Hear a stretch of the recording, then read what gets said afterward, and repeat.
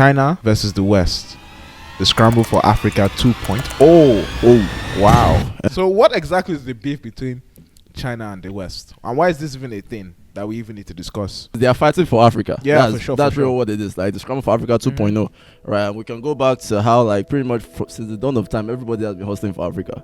From slave trade to, like, colonialism to all these things. Like, everyone is trying to tap into Africa's resources. Yeah. So this is also like another version of that in a sense, but it's not necessarily as straightforward as it was. Like kind of like China and the West. Yeah.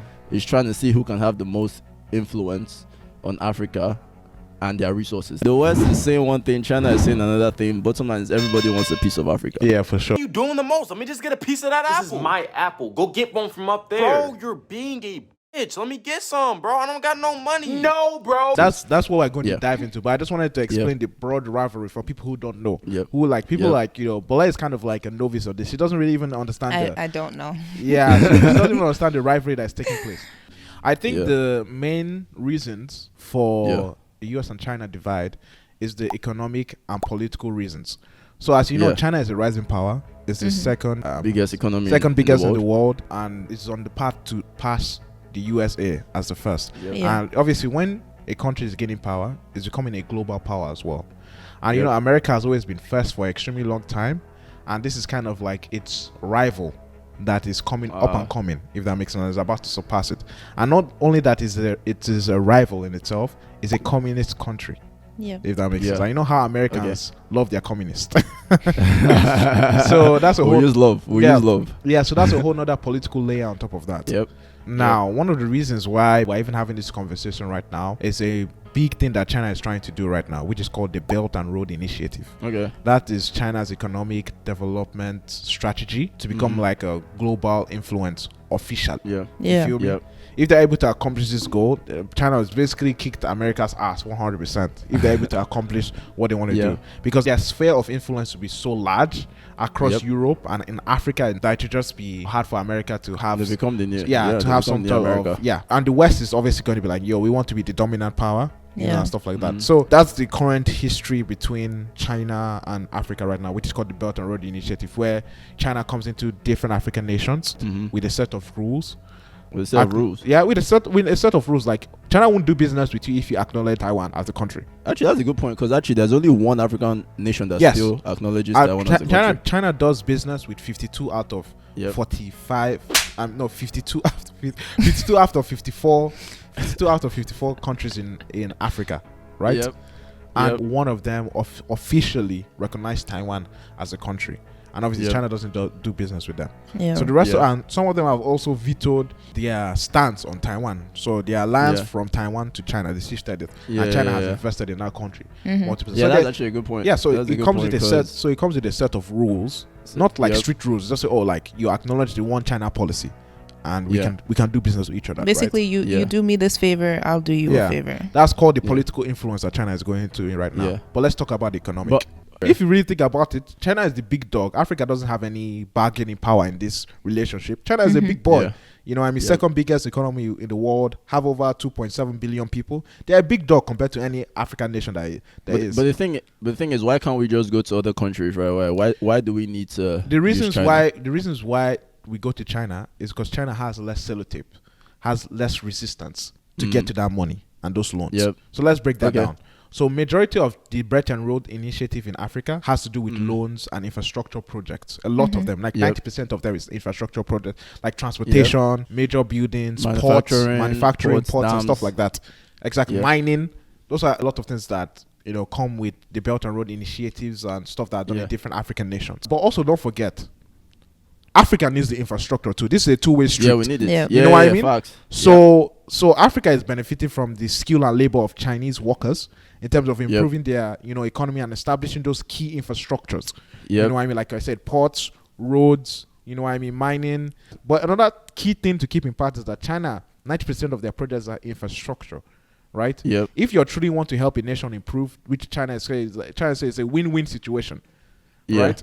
They are also bringing a lot of Chinese that work on this project. If it's a win-win situation and you're a smart African nation, wouldn't you suggest that you should also have like an educational part or like a mentorship part of this program. So like the African people to make us more self-sustaining. Yeah. So the local people there can learn, improve, and be able to replace those Chinese for those specific with positions and stuff like that. Mm-hmm. Yeah, exactly. So I'm not saying that there isn't, but there are very few projects like that happen between China and African nations. Mm-hmm. One of the good things about having China is the financial side, the money.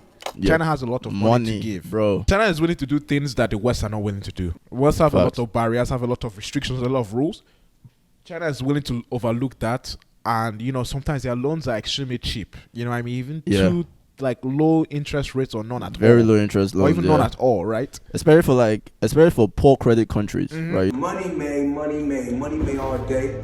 Right here, a light million. You know how like normally when you're trying to apply for a loan, they check your credit score and all these things. If you have bad credit, you're not going to get the loan. Right? It's the same thing when like countries are borrowing money to African countries. It's like if you see that the country has like poor credit ratings, they're not going to give you money, or then they're going to try to be like, oh, you have to establish some democratic systems and all these things. It's kind of like a catch-22. Like the countries are poor, but they need the infrastructure to grow. They need the money, right? Yeah, but how you going to get the infrastructure if you don't have the money in the first place? We've received so much money. Like to me, I see Africa like we're sugar babies. Like we're collecting, but the thing is, we're sugar babies that they also capitalize on, right? So it's kind of like we're collecting money. Like big sugar daddy, China, America, all these guys. They'll bring money, dump on us, and then they're like, okay, the only thing we want is your resources. And then maybe we can get some land here and there and things like that. And then the corrupt governments will now be signing us off like that. There's no way we're sugar babies. We're a starved, abused child. That's what I believe that we are. You think? Okay. I believe that we're starved and abused. You think we're abused? Yeah. But we're also gaining something from China. Yeah. No. What I mean by we're not abused by China. No. Actually, we are. China. We are. I would say this. Let's break it down. All right. There's a lot of reasons why Africa is destabilized. I'm not saying that it's the only reason, but a major reason is our colonial ties to the West. You know what I mean? The UK siding with Nigeria in the Biafra War. The French government propping up coups in Africa. The US using the FBI or CIA to get what's this guy from Libya? Gaddafi. Yeah, Gaddafi. You know what I mean? So a lot of external forces have been placed on Africa, and there's a system in place to keep us poor. But I think as we kind of concluded in that previous episode, right, the bulk of Africa's problem is Africa, though. It's not really America or all these guys, right? Obviously, it's the fact that we allow them to come, even though we do have the past and all that. But right now, what is really holding us back right now is really just our corrupt government. And how that has seeped into every facet of society. Because we're the ones signing all these contracts and all these deals, signing away our resources. Africa has key resources. I mean, that's what we're known for. That's the thing. That's what I know for. Actually, China has a whole process. China has a whole process of their infrastructure leading to just mining resources, transporting them to train whale stations, and putting them on a port to export to China. You know what I mean? That's pretty much what they did. So basically, China has a whole movement system in that, a whole system, and obviously that's fearing US because the US is like, they're taking over critical resources, right? And the US is like, no, you guys cannot be taking over critical resources because of you guys will have something over us. And US is like, hell nah. Like if there's World War III, America also knows that they can win. Yeah, exactly. So this is another side of the battle as well. That's kind of the bad thing about dealing with China is that the people don't inherently benefit because they're dealing with corrupt governments. So it can be. The people it can kind of benefit, but it can be. If you look at the capitalistic side, let's just forget like economy, countries, and all that. If you look at just the capitalistic side itself, the people kind of benefit, but it's an arguable benefit.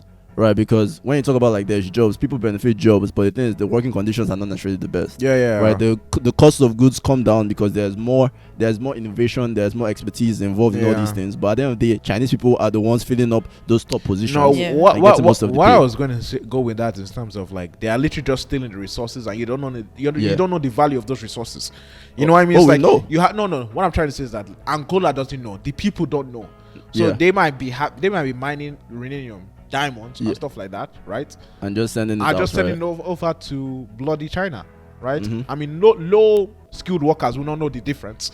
You understand? They don't have the even if they knew the difference, they wouldn't even be able to do anything. They don't want to. That's what I'm trying to say. So they are not even in power. There's extreme potential of abuse. That's the capitalist side we're talking about, right? Yeah, it's kind of like we signed the deal, so everything is fair game. Yeah, everything is fair game, right? Yeah, and it becomes very interesting, and that's why one important thing that we looked at in that previous episode 9, was Seretse Khama, the president of Botswana at the time, and how he used his brain to sign deals to use these like external funds, because they didn't have the funds, they didn't have the skills. We saw that the country's education level was extremely low, right? But he brought all these foreign expatriates to come in, establish businesses, train their people so that their people can take over these businesses, make sure that they don't steal their resources, put all these things in place. So it's kind of like it's easy for us to take advantage of all these things.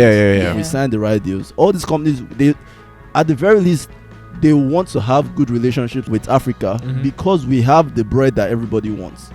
Right? So even though we technically don't have a choice in terms of like, bad credit, all these things, it's kind of like, well, like we can still put things in place so that like our resources, we're not just depleting them, like we're losing them, but it's kind of like business, right? But we're getting a fair trade back. You know, we're getting like jobs for the people are growing, then we can now grow to the point where we're establishing our own businesses, so that we can now run our own resources and things like that.